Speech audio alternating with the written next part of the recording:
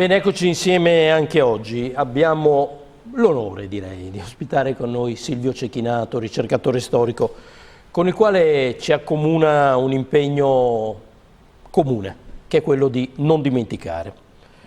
Silvio Cecchinato talvolta può sembrare anche eccessivamente puntiglioso, ma le sue sottolineature rispetto ad episodi storici servono a ridare verità ad momenti che, insomma, diciamo, a seguito anche delle contingenze politiche vengono talvolta letti con logiche di parte.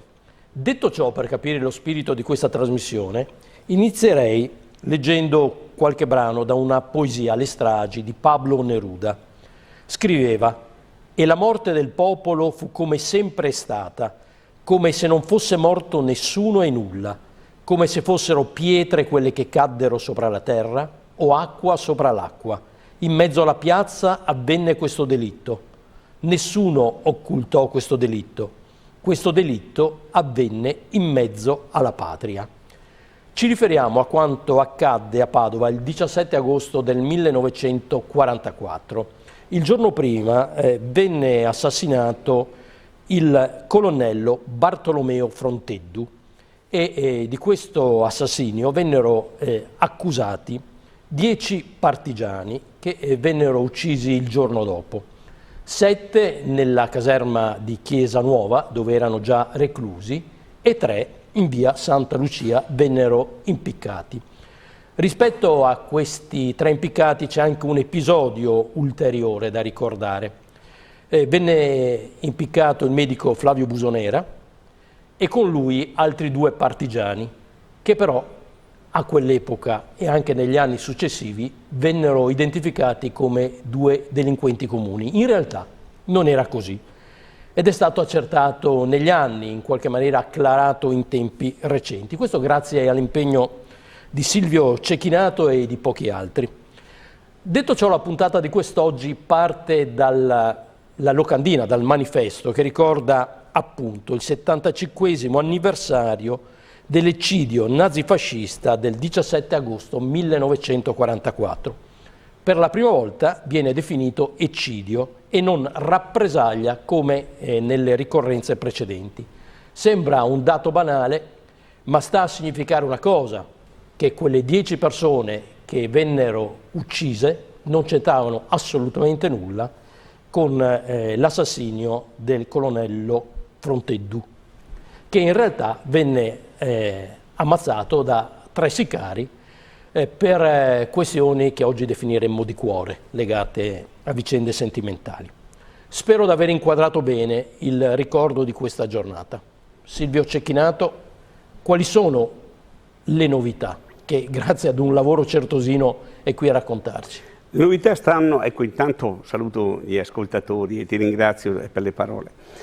Ecco, e le novità stanno nella modifica intervenuta quest'anno alla locandina, non un manifesto, anche questo è un dato negativo.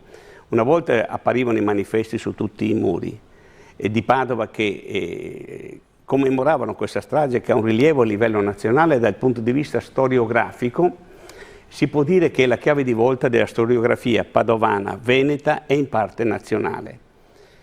Questa modifica, nelle precedenti ci fu una battaglia sul problema dei manifesti, perché dal 1946 al 2005 comparve il manifesto con la verità nazifascista riprodotta in occasione della commemorazione. Di fronte alla protesta mia e dei familiari Ubaldo Ampelio e Milena Lampioni, si giunse al cambiamento, si può dire si giunse appunto alla modifica del manifesto nel 2006 con la giunta Zanonato, il quale in realtà scrisse non anonimamente i 3 uccisi da altri fascisti.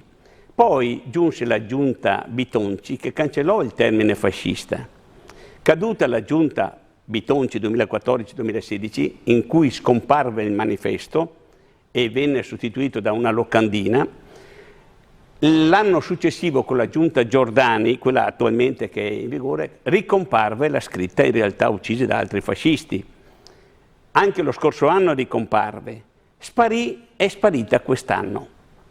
Alla domanda del perché l'hanno cancellato il termine fascista, mi hanno detto: lei è in grado di portare le prove di che erano fascisti? Io gli ho risposto che durante il periodo fascista tutti erano iscritti al partito fascista, compreso mio padre, che poi partecipò anche alla lotta, diciamo, di liberazione nelle SAP ferrovieri. Quindi dissi, tutti erano iscritti se volevano lavorare, non a caso la sigla Partito Nazionale Fascista viene chiamato, era scritto per non morire di fame, PNF, no? Veniva chiamato così.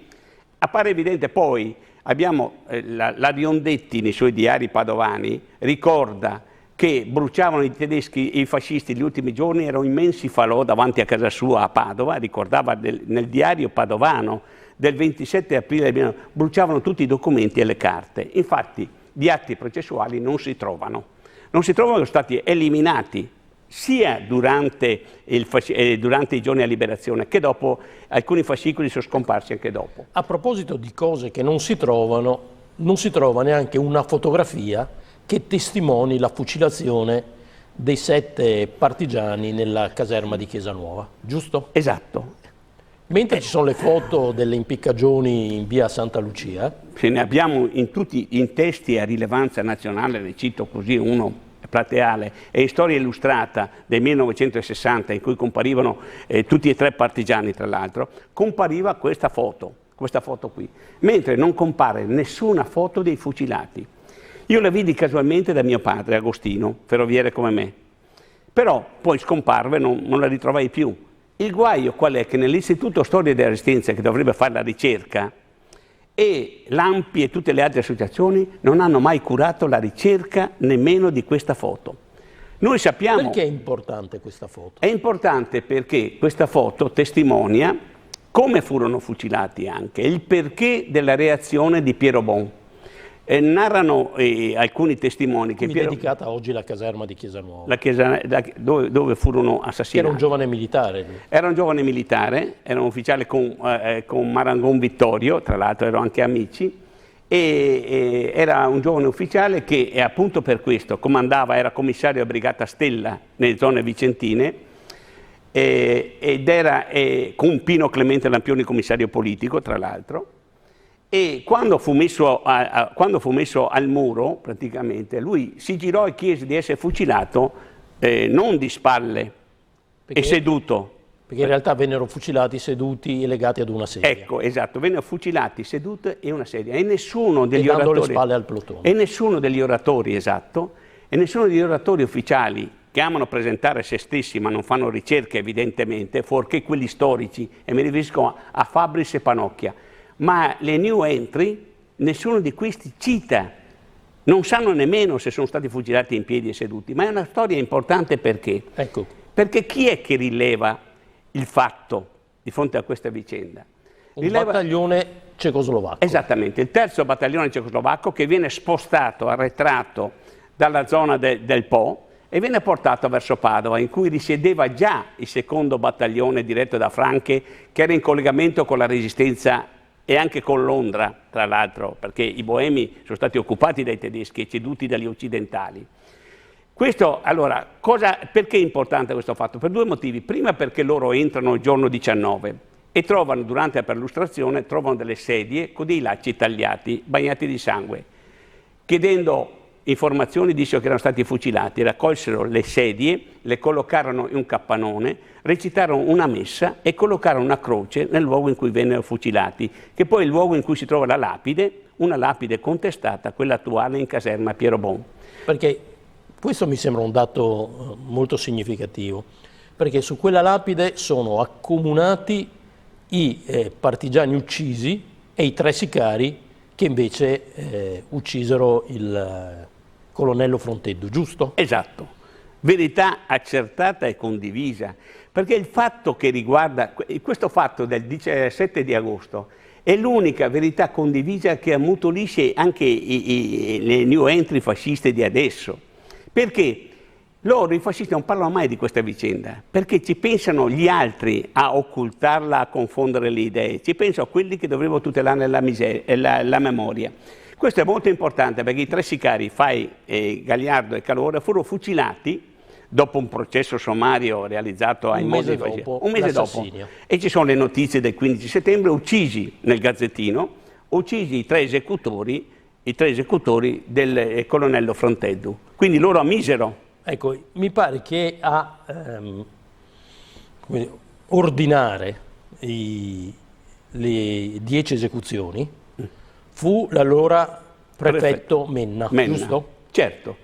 Menna, addirittura dagli atti processuali di cui io sono in possesso perché ho fatto le mie ricerche, no? Che sono le ricerche anche fotocopiate qui. Conosciamo. Esatto. Dice, la puntigliosità. La puntigliosità, ecco, fa parte forse del lavoro che ho sin qui fatto. E bisogna capire che negli atti è scritto in modo, testimonia Palmieri, che è il questore di pubblica sicurezza durante il fascismo. Dice testualmente al processo del 24 ottobre 1946, dice così: l'organizzazione e l'iniziativa delle impiccagioni di via Santa Lucia fu del Menna, testimonia lui. Nel processo che condannerà a morte per fucilazione alla schiena il Menna. Mentre delle fucilazioni di Chiesa Nuova dello stesso giorno si occuparono principalmente i tedeschi. Precisato questo, perché c'è chi fa il distinguo tra dire no, fu voluto dai fascisti ma non dai tedeschi. No, tutti erano complici questa roba qua. Anzi, proprio perché 2 giorni prima a Sant'Anna di Stezzena fecero 564 morti, erano in atto eccidi in tutto il nord Italia, a ridosso della linea gotica. Ecco perché questo fa parte degli eccidi e non delle rappresaglie, perché fa parte di questo quadro di fuoco e così via. Dice tra l'altro il pubblico ministero Palmieri: tra i testi sentiti, oltre alla figlia del martire dottor Busonera, leggo dagli atti processuali, è il famoso Tullio Calafatti, già ufficiale presso le SS, il quale riferisce che poche ore prima dell'esecuzione di via Santa Lucia informò per telefono il prefetto Menna di essere sulle tracce degli autori dell'uccisione del colonnello Fronteddu. Lo disse, lo testimonia agli atti, il 24 di ottobre del 1946, dicendogli, questo Calafatti, anche lui che si trattava di delitto comune e non politico. Glielo disse il giorno prima. Menna ebbe un battibecco con lui dicendo che la cosa non aveva importanza e li portò alla morte 7 innocenti, tra l'altro del fatto, e 3 furono impiccati come commissari politici. Osservare, per chi ha la fregola di distinguere tra Lampioni, Calderoni e Busonera, va detto che tutti e 3 furono impiccati perché commissari politici, secondo la giustificazione loro. Mi fermerei qua, perché dobbiamo andare in sigla. Per ricordare, mi pare che lo abbiamo fatto doverosamente, insieme a Silvio Cecchinato, ricercatore storico, appunto il 75° anniversario dell'eccidio nazifascista del 17 agosto 1944 perpetrato a Padova. Che verrà commemorato il 20, permettimi questa integrazione.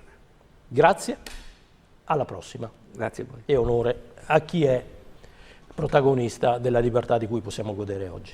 Ci si vede. Grazie.